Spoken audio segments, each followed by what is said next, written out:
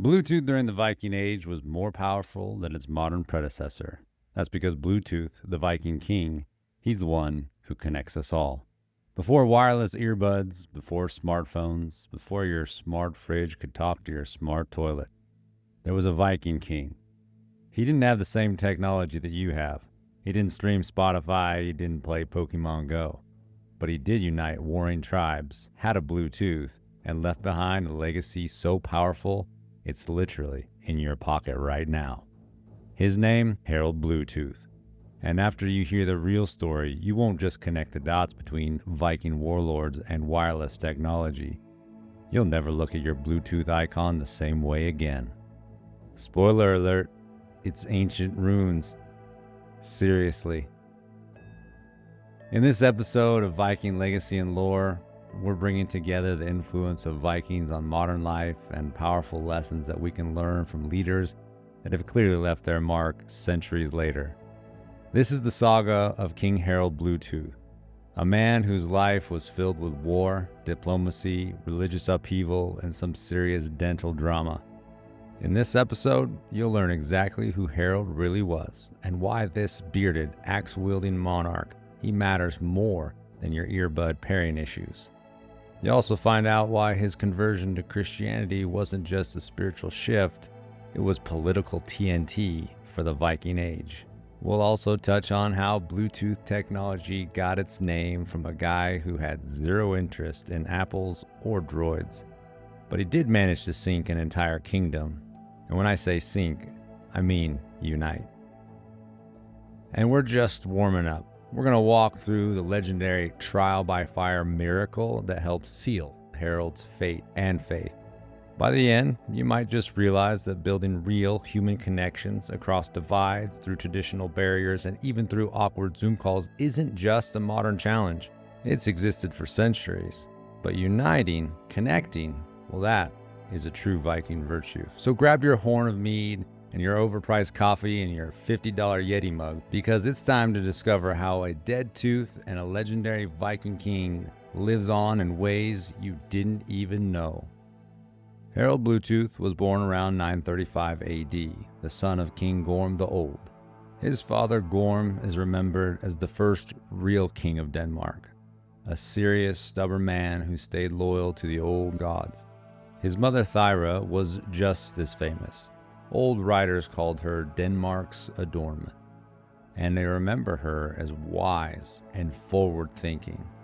Harald was born into a Denmark that wasn't yet a real country. The borders changed often, tribes fought constantly, and nearby kingdoms like the Holy Roman Empire to the south and the Norwegians to the north wanted more control over the region.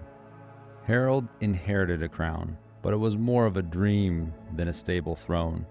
His kingdom was held together by fear, loyalty, and the strength of the axe. Harald's early life was sharpened by challenges. When Gorm died around 958, Harald became king. But it didn't mean everyone followed him. Local rulers were proud and didn't like being told what to do. On top of that, foreign powers like King Otto of the Holy Roman Empire, they were looking to move in and take advantage. The Germans, the Saxons to the south, they wanted more land and more Christians. Harald couldn't hold Denmark by force alone. He had to use smart diplomacy and sometimes even submission to keep peace and stay in power. Harald was clever. He knew when to fight and when to talk. Around 970, he even pushed Danish control into parts of Norway.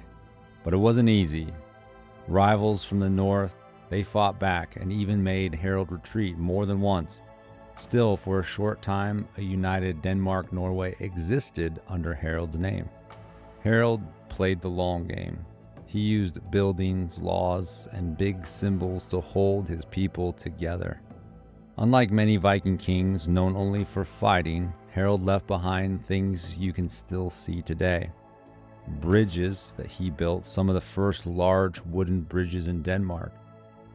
One of these bridges was almost 250 meters long.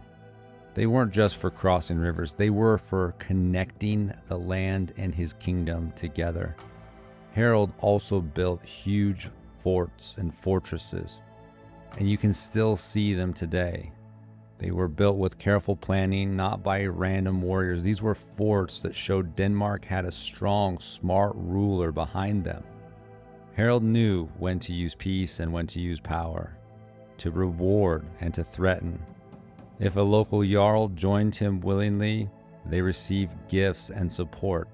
If they refused, they risked war with Harald. He knew that sometimes kindness built loyalty and sometimes fear kept order.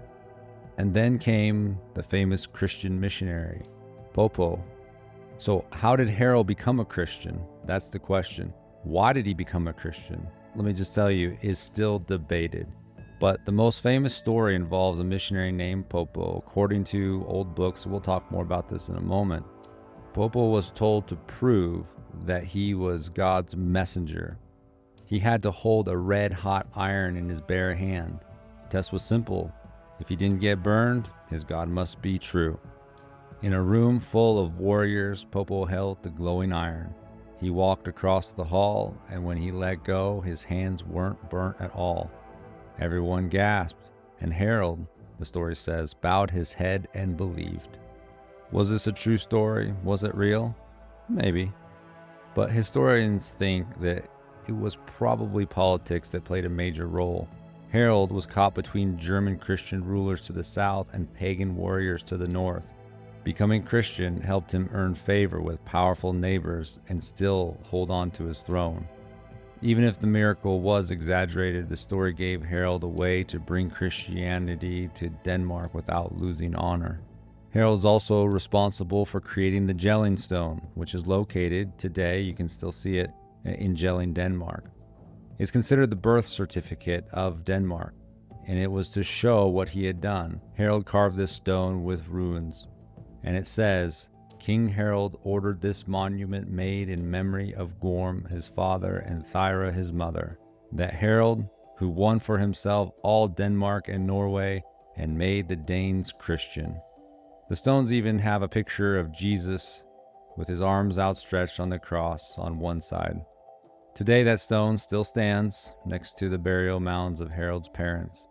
Historians call it Denmark's birth certificate. The moment the country became a united kingdom, under one king, under one law, and one faith. Harald knew that Denmark needed to stand strong or be taken apart by strong powers. By carving his name in stone, he made a bold claim. This land is one. These people are one. And the faith, it is now Christian. The stone has lasted longer than Harald, longer than his dynasty. 1,000 years later, it still reminds us the power of unity, of vision, and belief. So why was he called Harald Bluetooth? The name that would echo through 1,000 years. Why the name Bluetooth? This name that would echo through thousands of years and continues on today, whether people even realize its origins or not. In Old Norse, his nickname was Blatan, literally meaning blue tooth. Medieval writers say that Harald had a blue tooth, or a tooth that had turned dark.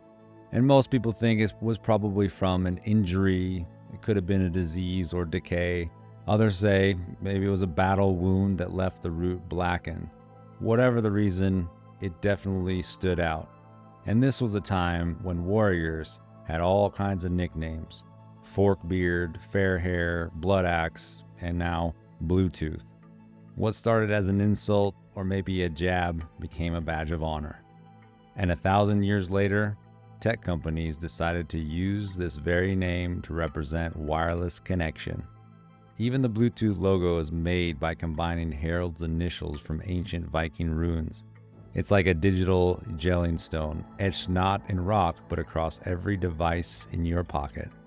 There's something important about Harald that most people don't talk about, not even in history class. His reign wasn't just about crosses and carvings. It was about pulling everyone together. Before Harald, Denmark was a land of scattered tribes. Chiefs ruled their own corners and only helped each other when it suited them. But after Harald, Denmark became a true kingdom, with roads, forts, a real army, and even early taxes.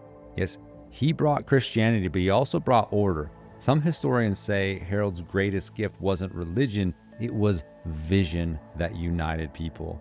He didn't just fight battles, he built the system and symbols that gave Denmark its strength.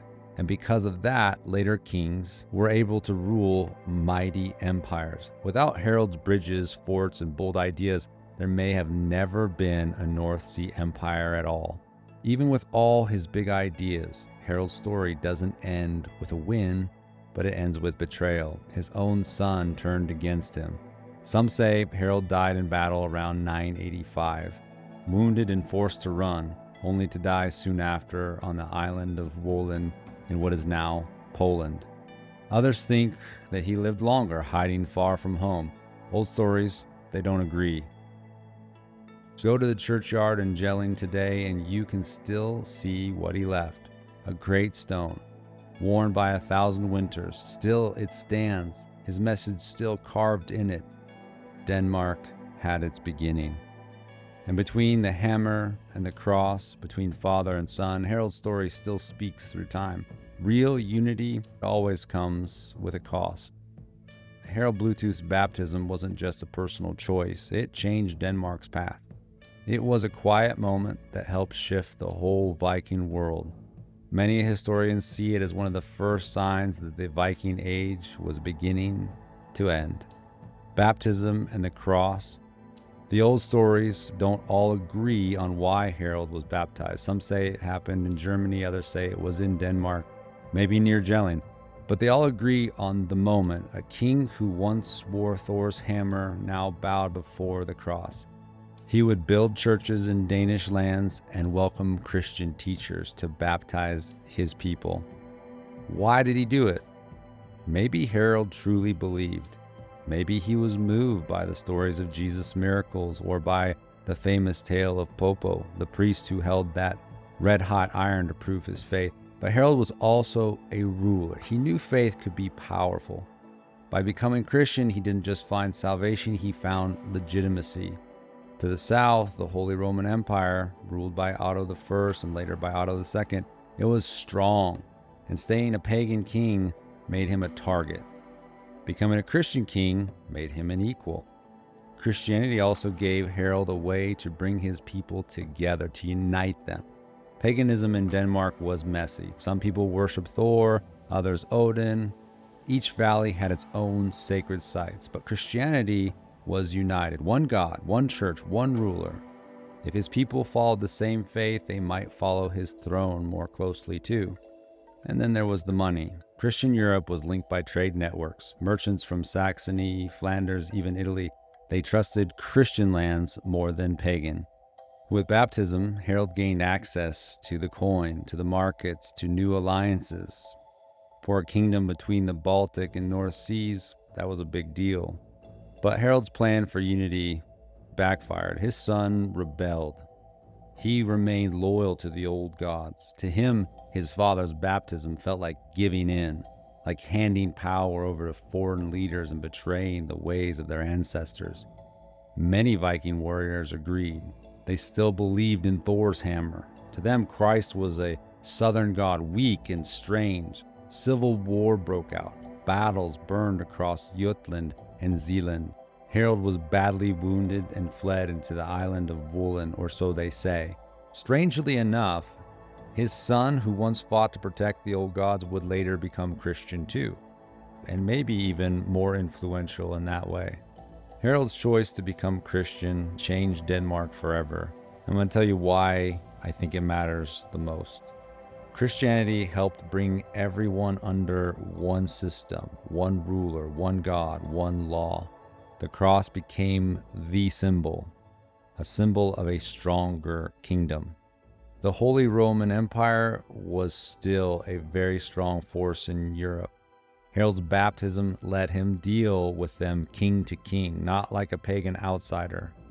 This meant better trade for the Danes.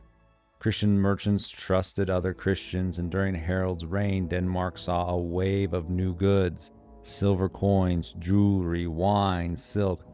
Instead of stealing wealth through raids, Denmark now earned it through its market. Denmark was the first Viking country to become Christian, truly Christian, and it became the starting point for the rest of Scandinavia. From Denmark, Christian missionaries were sent north into Norway.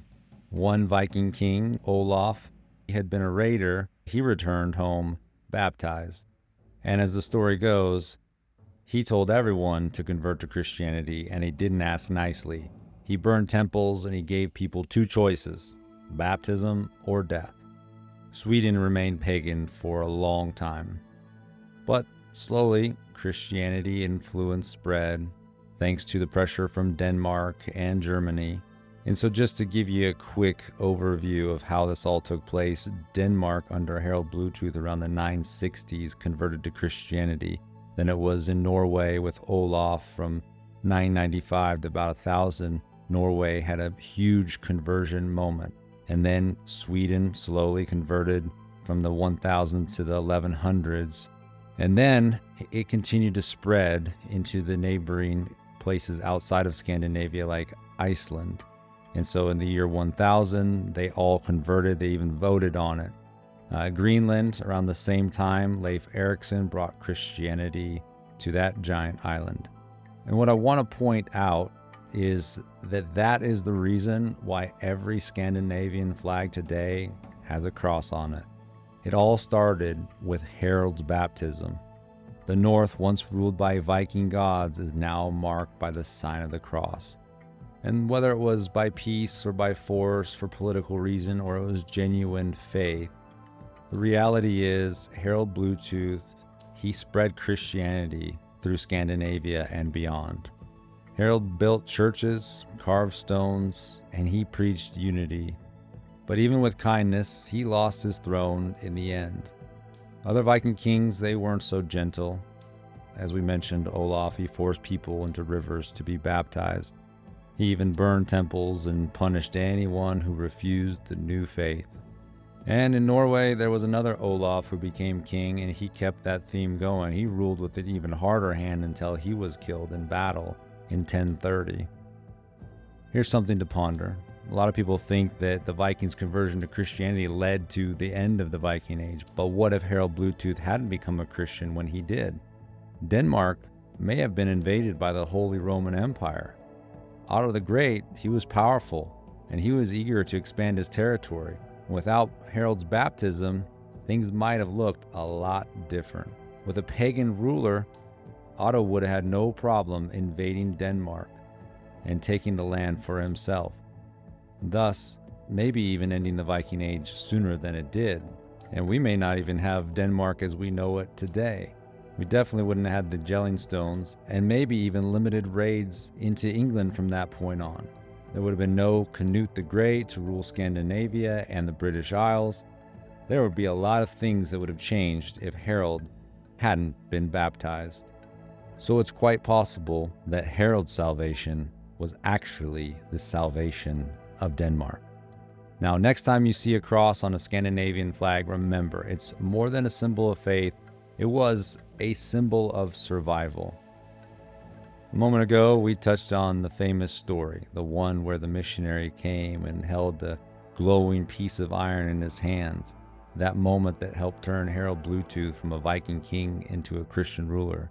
But I want to take a quick look at that story and what really happened, what might be legend, and why it still matters today. Here's how the story goes. Sometime in the 960s, Harald Bluetooth had a problem. He was the king of Denmark. His rule was not secure. Many Viking leaders still followed the old god. Some thought Christ was weak and definitely a foreign god. German rulers to the south were pressuring Harald to become a Christian, but he needed proof, not just for himself, but for his people. He wasn't going to believe in something that wasn't real, and he certainly wasn't going to encourage his people to do the same. That's where Poppo came in. He stepped forward. The warrior leaders of Denmark, they didn't care about words. They believed in trial by fire.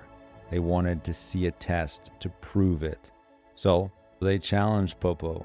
Carry this red-hot iron in your bare hands. If God is real, then you won't be burned. Well, that night, they filled up the hall. They packed it tight. Torches burned. The iron was pulled from the fire, glowing hot. Everyone expected Poppo to scream and to fail. But Poppo prayed, He picked it up with his bare hands. He walked across the hall, holding the red-hot iron. The smell of smoke, it was in the air. When he put the iron down, his hands were unburned. There were no blisters, no wounds. The hall went silent. And as the story records, Harald, at that moment, bowed his head and said, "This is the true God." Now, it sounds like something from a Viking saga, but did it really happen? See, the story comes from old Christian books written by church leaders. They wanted to show that miracles proved Christianity was true. But historians today, they like to point out that there's no Danish record of Harald's time in this trial. The people who wrote the chronicles and these stories were Christians, so it's hard to see them as neutral players. But then again, during the Viking Age, written history on the Viking side was very uncommon. That's why things like the Jelling Stones are so important, because it's literally written history. But there's so few words there that we have to imagine the rest. So it is possible that the story is true, but it's also possible that it was made up or dramatized. And to be honest, the reality is we'll never know for sure. But what we do know is that the story spread. It spread to the Danish people. It's been talked about as the moment that the king became Christian. And we know from history that it kept going, it kept spreading, and it continued through all of Scandinavia and beyond. So, it had an impact one way or another. I would love to hear your thoughts on whether it's true, whether it's not true, whether miracles are real or miracles are just made up for convenience. Tell me your thoughts in the comments, start a conversation, just keep it cordial. Now, over 1,000 years later, Bluetooth would have his name resurrected. In the late 1990s, engineers from Intel, Nokia, and Ericsson, they wanted to solve a problem. They were trying to make computers, phones, and other devices talk to each other wirelessly. But each company had its own way of doing things, and no one could agree on an exact method. That's when one engineer from Intel, he got the idea. He'd just been reading a book about Viking history, not because he was Scandinavian, but because it was interesting. The story of Harald Bluetooth stood out, a king who united different tribes into one kingdom. This engineer thought, that's exactly what we're trying to do, unite technology. So they gave the project a code name, Bluetooth. At first, it was just a placeholder, a temporary name, a secret identity for this project, but the name stuck. And just like Harald's kingdom, the technology wasn't perfect at first. Devices wouldn't always connect, systems seemed to clash. It took time, effort, teamwork, and eventually it did work. And when it was time to launch, they kept the name Bluetooth to honor the king who brought people together. And again, even the logo has a secret Viking twist. It's made from two old runes, the Viking letter for H and for B. Harald Bluetooth's initial. Put together, they make the Bluetooth symbol. It's modern, it's simple, but it's Viking to the core. Today, Harald Bluetooth's name is everywhere. It's in your phone, your earbuds, your smartwatch. Every time you turn on Bluetooth, his initials light up in your pocket. Few medieval kings have left such a surprising legacy. And here's something even cooler. Bluetooth's technology mirrors Harald's life. Both brought different groups together. Both had setbacks and challenges. Both became part of something much bigger. So here's a lesson. Unity, it's not always easy, whether it's tribes of people or technology. Bringing things together takes vision, patience, and courage. And just like Harald, the story doesn't stop there. Because up next, we're going to explore what his choices meant, not just for Denmark, but for the future of all the North. His decisions, they still echo across Europe today. When Harald Bluetooth carved his name into the stones at Jelling, he wasn't just bragging about winning battles, he was sharing a dream. The Viking tribes who used to fight each other could stand together. He believed the future didn't belong to people who stayed divided, but to those brave enough to unite. That's the center of the story. Connection. The real legacy of Harald Bluetooth isn't wireless. It's a reminder. Connection is what makes us strong. Connection isn't just for data and devices, it's for people. We need connection. We need each other. We need a team of loyal friends. People who've got our back. People who will walk through the fire with us. So make those connections. We need people around us, surrounding us, friends to laugh with, people to help carry the load. What we need, what we want, what we're really after is genuine connection. It's not about likes and followers. It's about real connection. Someone who knows your name, someone who cares, someone who looks forward to what you're going to say because it matters and it speaks to them. That was one of the ideas behind this podcast, is to create a community where Viking fans can come together and talk and share the principles, the things that they've gleaned, share it on YouTube in the comments, on Facebook in our group. Look, the Viking journey is real. Even though the Viking Age has ended, there's so many of us that can learn so much from the Vikings, the principles that they live by, the honor code, their desire to adventure, to explore, to build kingdoms and empires and trade networks. It's all there for us if we're looking. And let's share together. Let's share and make those connections and tell each other what we found in these episodes and what we found as we've read the sagas. Share and do your part. You can share your thoughts in the YouTube comments. You can post on the Facebook page. You can join our Discord. We are there to connect with you.